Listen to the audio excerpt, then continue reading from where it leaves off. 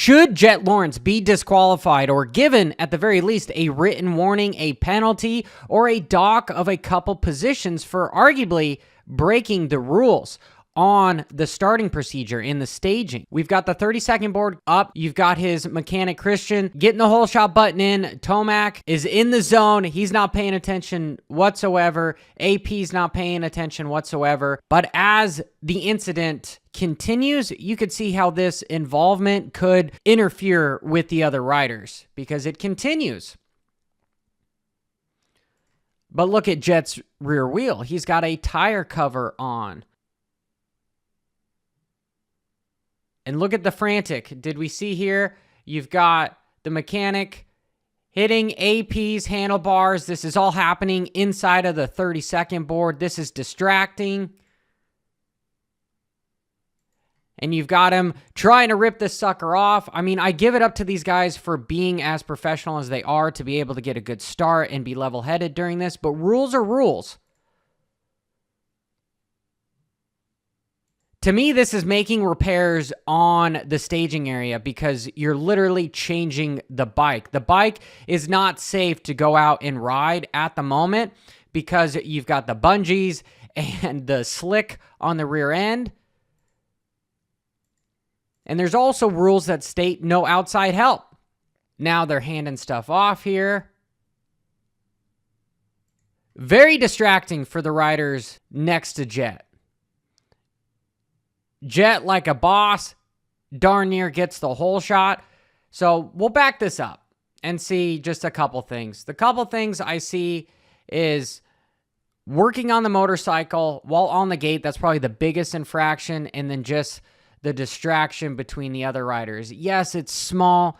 However, if you're playing a game for millions of dollars and manufacturer sponsorship, etc., these little details matter. And there really shouldn't be any outside assistance. You could argue, because once it cuts, they're handing it off to each other. Really, you're only allowed, let's just open up the rules here. In the event a rider needs to make repairs, once loaded in the staging gate, the motorcycle must be pushed back from the gate to behind the rear restraint before any repairs can be made, so it is not to interfere with other competitors. Clearly, it says to not interfere with other competitors, and it needs to be behind the restraint before making those repairs. Arguably, could you say that this isn't repair because it's just a aftermarket fixture to the motorcycle? Yes, you could argue both ways. However, in a championship battle, if I'm going to be on the side of Yamaha and KTM in the championship points battle, you are going to say that this is repair. I'm leaning towards that ideology. So here, if we go back to the rules, what else do the rules state? It says staging. Each rider may have only one crew member accompanying them to the starting gate. No other crew members are permitted at the starting gate. You've got two mechanics. This is probably Jet and Hunter's mechanic sitting here. I don't know for certain, but to me, that's two Honda guys working on one bike. Jet's looking back. This is literally seconds before the gate drops. I give it up to the riders. The riders kept their composure. They all were safe, but this is about the rules. And should there be some sort of an infraction? And if we go back to the rules, these actual violations and penalties, I have to say that because of the YouTube community, we have gotten some of these rules changed when it comes to the having points docked and purse with the Red Cross violations that have happened in the past. Here, it says nothing about working on the motorcycle in front of the restraint and having two crew members there. The two crew members, I could say that that's probably should be just thrown away. The biggest infraction here is the interference between the other riders and also working on the motorcycle with the 30-second board up, not behind the rear restraint. You could say jumping the gate is a one lap. Jet Lawrence doesn't have the points lead. He doesn't have the win. Grooming in front of the gate, dock of two positions. Jet Lawrence still has the points lead, but doesn't have the win. Could be DQ'd. That rather harsh. So I'm leaning towards the warning and a fine because this isn't actually written in the rules as of yet. Last weekend, we had Ryan Brees, the arena cross superstar that's racing for a championship. He gets loss of 2 positions because of grooming the front of the gate. However, it'll be interesting to see if anything comes to fruition for Team Honda working on Jet's bike on the starting gate. Switching gears and going WFO to the leaders, Jet Lawrence, Eli Tomac, and Sexton. First off, the mistake I saw Sexton make while being out front because he's being pressured. He's gone outside here. He's trying to jump over the wheel tap jump. Watch what he does. Boom. Cases both of them incredibly hard. A typical human being would be set over the bars. Amazing how he was able to hang on to it. And watch as he cases it, how far that bike falls in because of how deep those ruts are. Foot pegs it, frames it, soaks it up. Yeah, it doesn't look pretty, but he was able to essentially wheel tap the triple. Tomac, the biggest mistake he made of the race was not doing this quad across the start, then triple onto this table here. You've got Jet doing it behind him and Sexton doing it in front of him, but not consistently. And we see Jet able to make the pass on him just by sheer raw, just pushing the motorcycle through the section. Lands on here, jumps off, and is able to turn the next rhythm into essentially just whoops to get around Tomac. Here, we'll watch that one more time. Look at how much time he makes up in such a difficult section with all the ruts.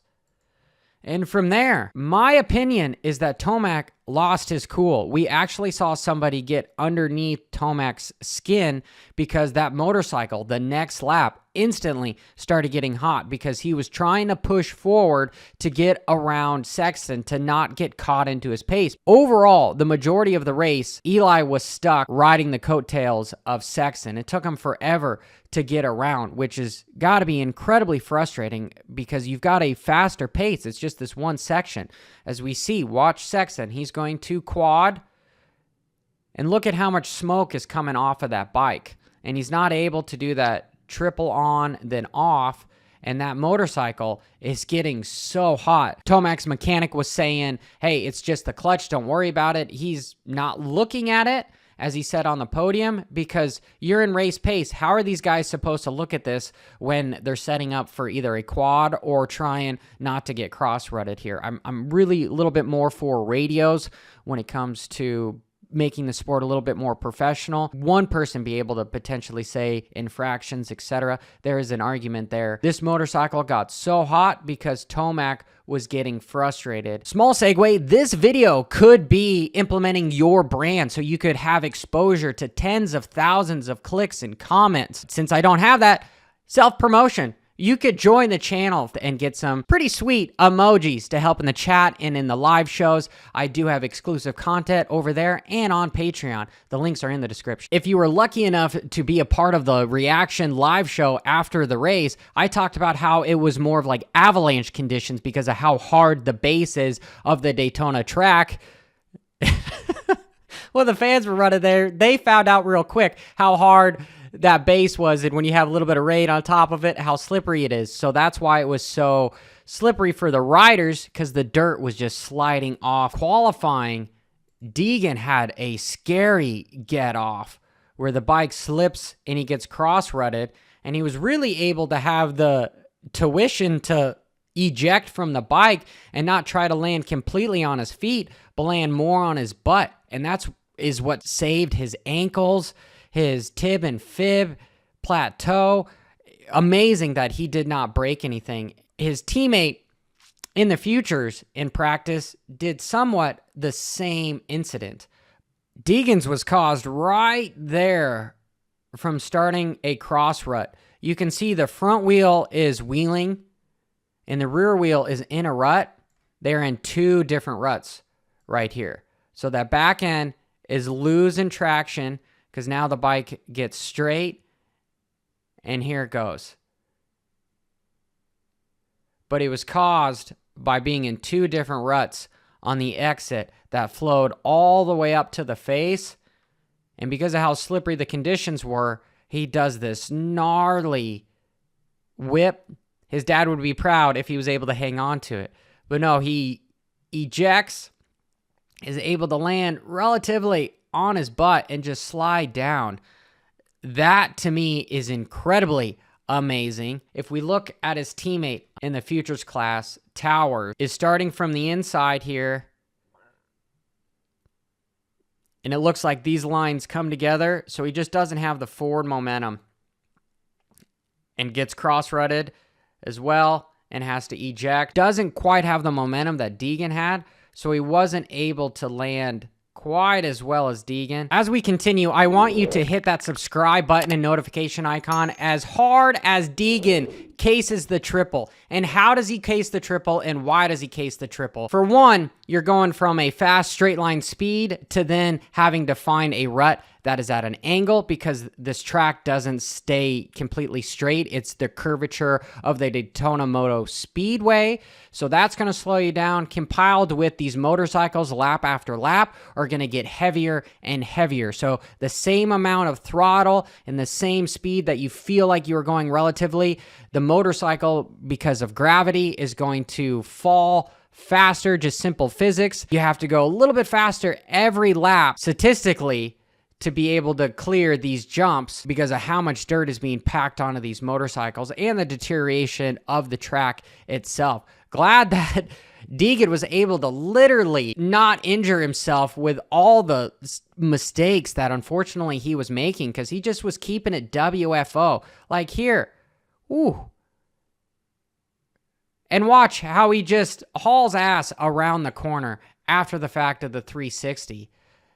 This dude is incredibly talented. He does the quad, and as opposed to tattooing himself to McAdoo, because McAdoo is braking, he doesn't want to get brake checked, so he slams on that front brake, and what does it do? The inertia is sending him into a high side. How he did not get ejected from the bike here just shows how much strength he has in his legs and in his core to stay attached to that motorcycle. And this is after the crash he had in practice. So, you know, he probably is sore. But he just stays on that motorcycle, gives it a little gas. It does a 360. He's able to mount back up and then not use any brakes, but literally accelerate around the whole corner like it was planned. Like he planned to do that. He turned a mistake into a planned situation. On that note, I want you guys to stay tuned for tomorrow's video. We're going to analyze some more of the lines. Till next time, keep it WFO. Bra-da-da-da.